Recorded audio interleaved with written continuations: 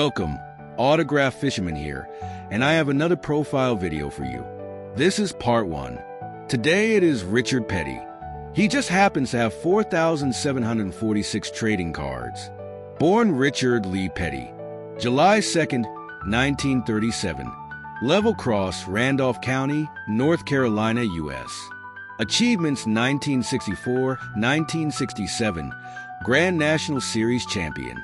1971, 1972, 1974, 1975, 1979 Winston Cup Series Champion. Tied with Dale Earnhardt and Jimmie Johnson for most NASCAR Cup Series Championships 7. 1964, 1966, 1971, 1973, 1974, 1979, 1981 Daytona 500 winner. 1967 Southern 500 winner. 1975, 1977 World 600 winner. 1983 Winston 500 winner. All-time wins leader in NASCAR Cup Series 200. All-time poles leader in NASCAR Cup Series 123. Holds record for most NASCAR Cup Series wins in a season, 27 in 1967. Holds record for most consecutive NASCAR Cup Series wins, 10 in 1967. Most all-time wins at Daytona International Speedway, 10. Awards 1959 Grand National Series Rookie of the Year. NASCAR's most popular driver, 1962, 1964, 1968, 1970, 1974, 1975, 1976, 1977, 1978. Motorsports Hall of Fame of America, 1989. International Motorsports Hall of Fame, 1997. NASCAR Hall of Fame, 2010. Diecast Hall of Fame, 2011. Named one of NASCAR's 50 greatest drivers, 1998. Presidential Medal of Freedom, 1992. Named one of NASCAR's 75 greatest drivers, 2023. NASCAR Cup Series career. 1,184 races run over 35 years. Best finish first, 1964, 1967, 1971, 1972, 1974, 1975, 1979. First race, 1958 Jim Medion 500 Toronto. Last race, 1992 Hooters 500 Atlanta. First win, 1960 Untitled race, Southern States. Last win, 1984 Firecracker 400 Daytona. 200 wins, 712 top 10s, 123 poles. 15 races run over 2 years. Best finish fourth, 1959. First race, 1958 race number 14, Columbia. Last race, 1959 race number 14, Greenville Pickens. First win, 1959 race number 13, Columbia. 1 win, 8 top 10s, 10 poles. Richard Lee Petty, born July 2nd, 1937, nicknamed the King, is an American former stock car racing driver who competed from 1958 to 1992 in the former NASCAR Grand National and Winston Cup Series, now called the NASCAR Cup Series, most notably driving the number 43 Plymouth/Pontiac for Petty Enterprises. He is one of the members of the Petty racing family. He was the first driver to win the Cup Series Championship 7 times, a record now tied with Dale Earnhardt and Jimmie Johnson, 1, while also winning a record 200 races during his career. This included winning the Daytona 500 a record 7 times, and winning a record 27 races in one season, 1967. Petty is widely regarded as one of the greatest drivers in NASCAR history. Petty was inducted into the inaugural class of the NASCAR Hall of Fame in 2010. He is also statistically the most accomplished driver in the history of NASCAR, having racked up most wins 200, most poles 123, tied for most championships 7, most wins in a season 27, most Daytona 500 wins 7, most consecutive wins 10, and most starts 1,185. He earns broad respect in motorsport where beyond driving. He remains very active as both a team ambassador, Legacy Motor Club, in the Cup Series and owner of Petty's Garage, a car restoration and modification shop, in Level Cross, North Carolina. During his 35-year career, Petty collected a record number of poles, 123, and over 700 top 10 finishes in a record 1,184 starts, including 513 consecutive starts from 1971 to 1989. Petty was the first driver to win in his 500th race start, being joined by Matt Kenseth in 2013. The Richard Petty Museum was formerly in nearby Randleman, North Carolina, but moved back to its original location in Level Cross in March 2014. Petty has also voiced a role in Disney/Pixar's animated films Cars and Cars 3, playing Strip the King Weathers, a character partially based on himself. Personal life. Petty is a second-generation driver. His father, Lee Petty, won the first Daytona 500 in 1959 and was also a three-time NASCAR champion. In 1958, Petty married Linda Owens, who would die of cancer on March 25, 2014, at her home in Level Cross, North Carolina at age 72.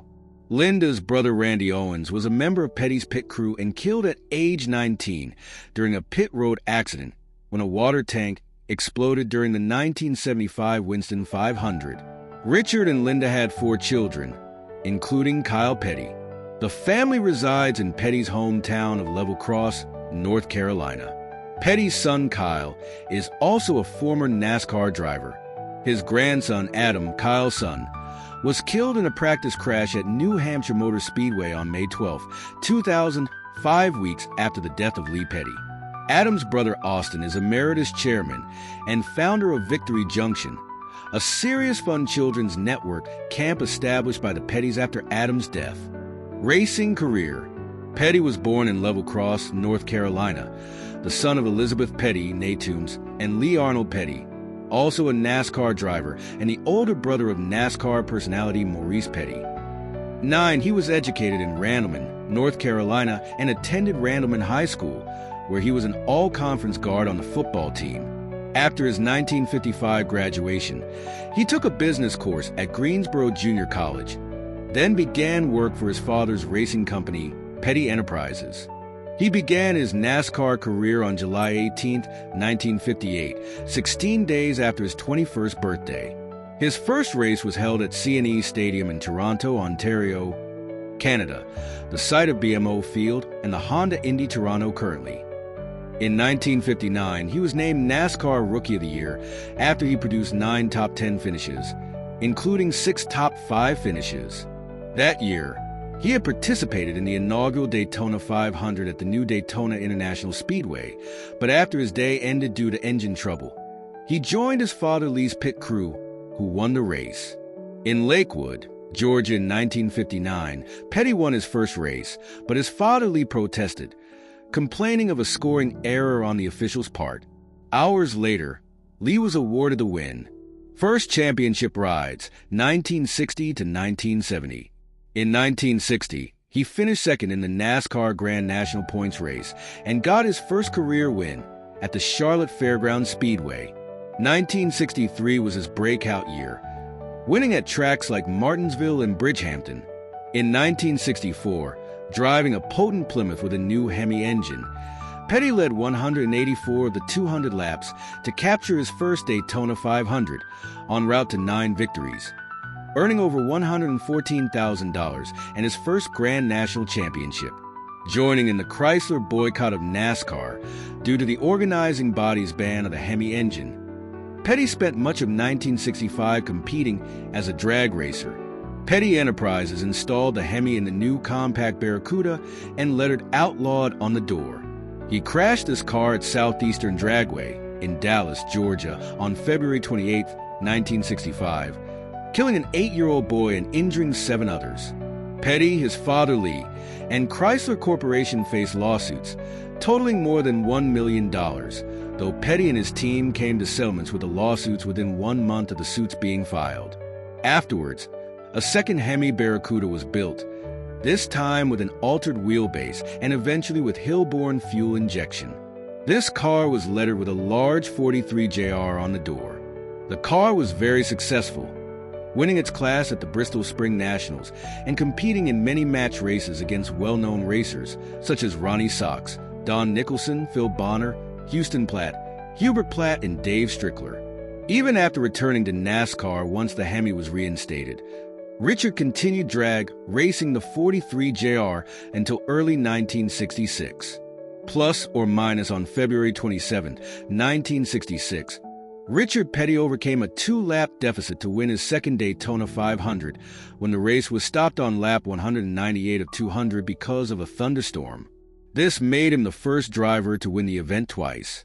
In 1966, he won the first ever race at Middle Georgia Raceway, Moorlock 200.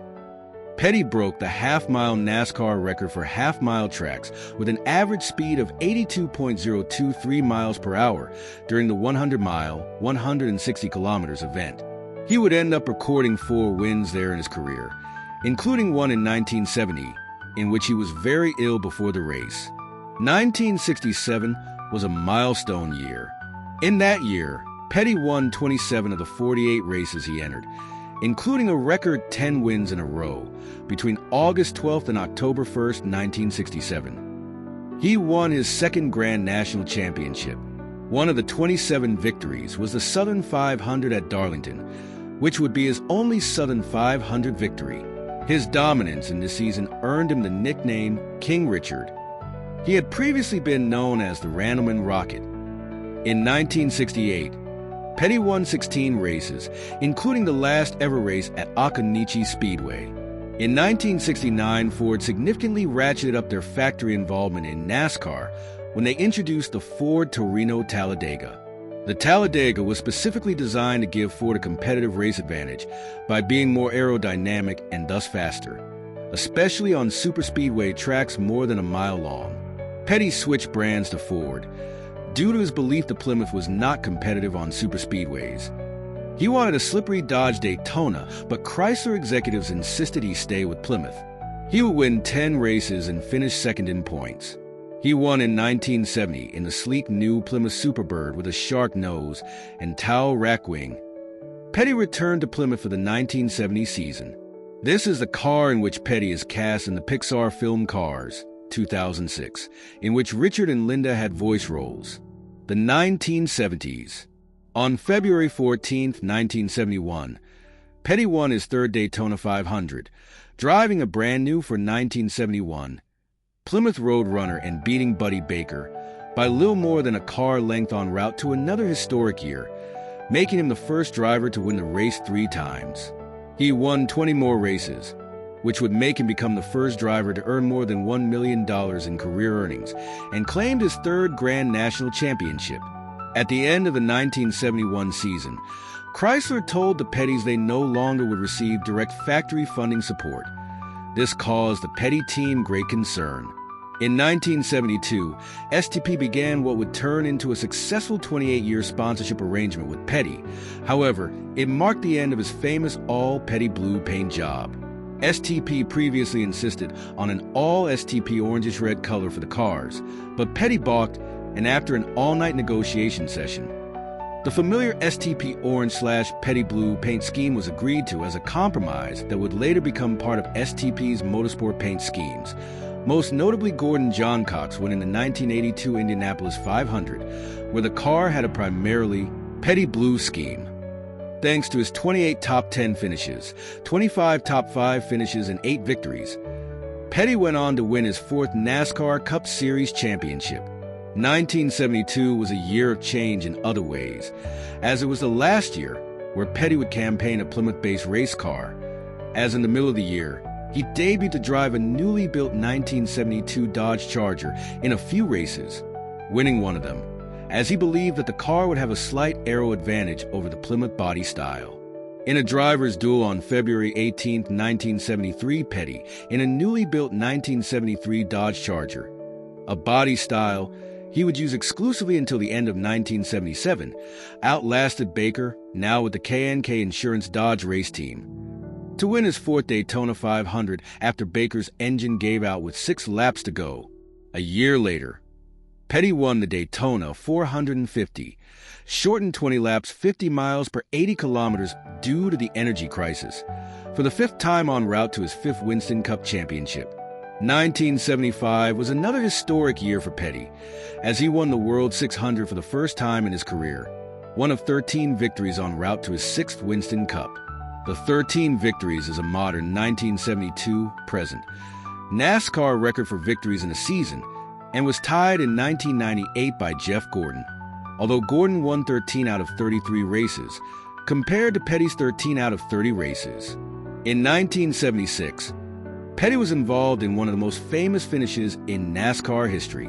Petty and David Pearson were racing on the last lap out of Turn 4 in the Daytona 500. As Petty tried to pass Pearson at the exit of Turn 4, Petty's right rear bumper hit Pearson's left front bumper. Pearson and Petty both spun and hit the front stretch wall. Petty's car came to rest just yards from the finish line, but his engine stalled. Pearson's car had hit the front stretch wall and clipped another car, but his engine was running. Members of Petty's pit crew came out onto the track and tried to push the car to the finish line, but ultimately failed. Pearson was able to drive his car toward the finish line, while Petty's car would not restart.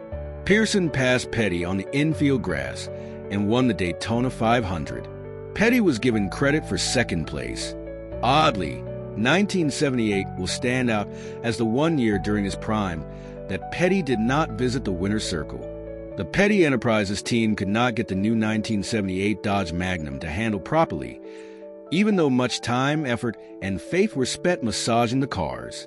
Unhappy with the 7 top 5 and 11 top 10 finishes, including 3 second places, Petty decided that his long-time relationship with Chrysler could not continue, and he instead began racing a second-hand 1974 Chevrolet Monte Carlo at the fall race at Michigan.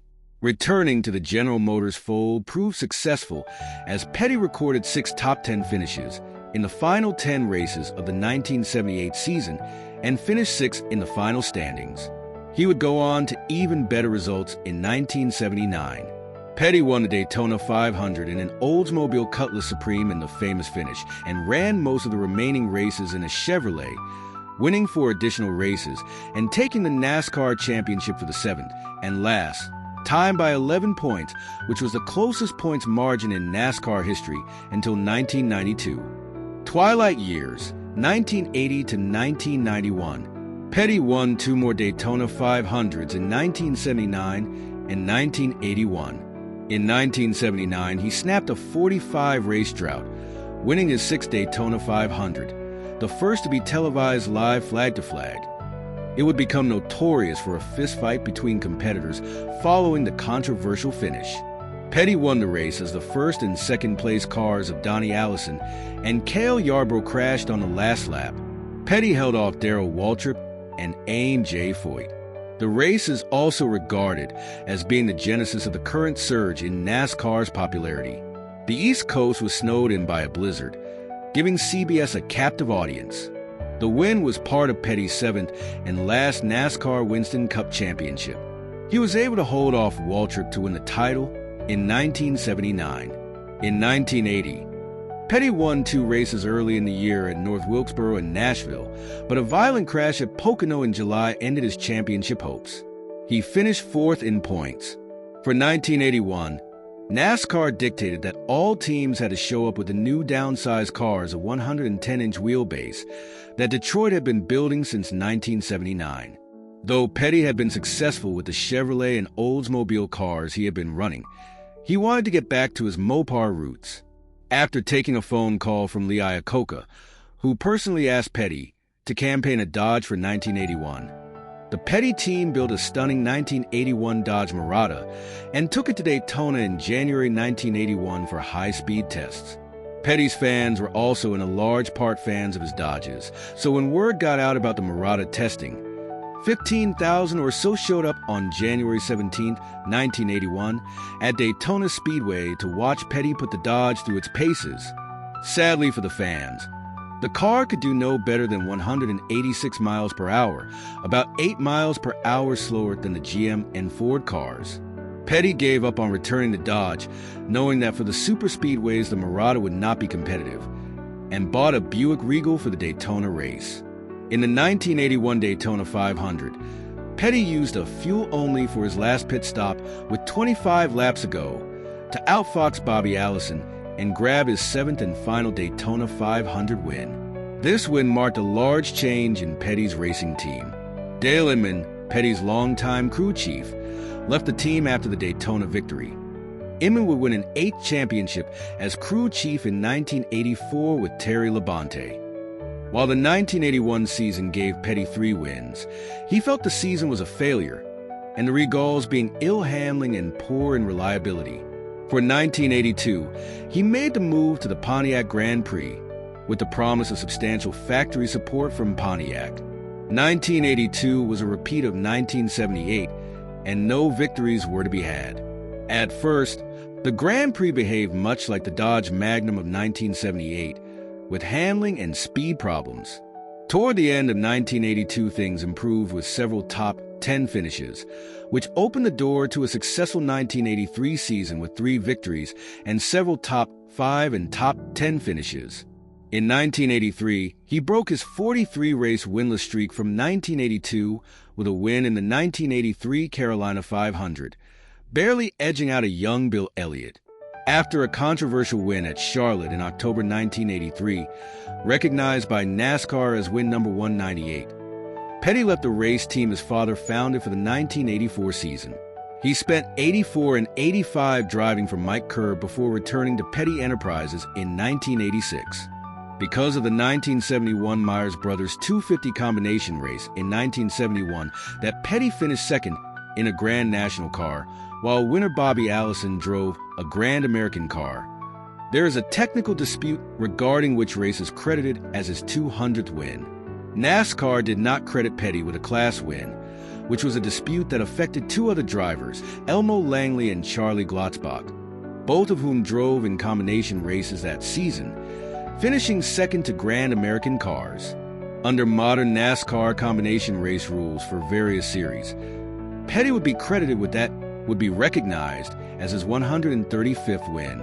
On May 20th, 1984, Petty won what under modern regulations would be recognized as his 200th Cup Class win, the Budweiser 500 at Dover International Speedway, when the Winston-Salem Class win is recognized. On July 4th, 1984, Petty won his officially recognized 200 and what would turn out to be his final victory, race at the Firecracker 400 at Daytona International Speedway. The race was memorable. On lap 158, Doug Heverin crashed, bringing out the yellow caution flag, essentially turning lap 158 into the last lap as the 2 drivers battled back to the start-finish line. Petty and Cale Yarborough diced it out on that lap, with Yarborough drafting and taking an early lead before Petty managed to cross the start-finish line only a fender length ahead. President Ronald Reagan was in attendance, the first sitting president to attend a NASCAR race. Reagan celebrated the milestone with Petty and his family in Victory Lane. In early 1988, Petty traveled to Australia to help promote a NASCAR exhibition race at the then-new Calder Park Thunderdome, the first NASCAR race outside of North America. While he did not compete in the track's inaugural race, the Goodyear NASCAR 500, though his son Kyle did, Richard Petty, in testing at the 1.119 miles, 1.801 kilometers, track which owner Bob Jane had modeled on the Charlotte Motor Speedway, set an unofficial lap record of 28.2 seconds, 142.85 mph. This would have in fact landed him on pole position for the race, as the fastest time in official qualifying was by Alabama gang member Neil Bonnet, who recorded a 28.829 second lap, 139.734 mph, in his Pontiac Grand Prix. Petty's final ride, 1992. On October 1st, 1991, Petty announced he would retire after the 1992 season.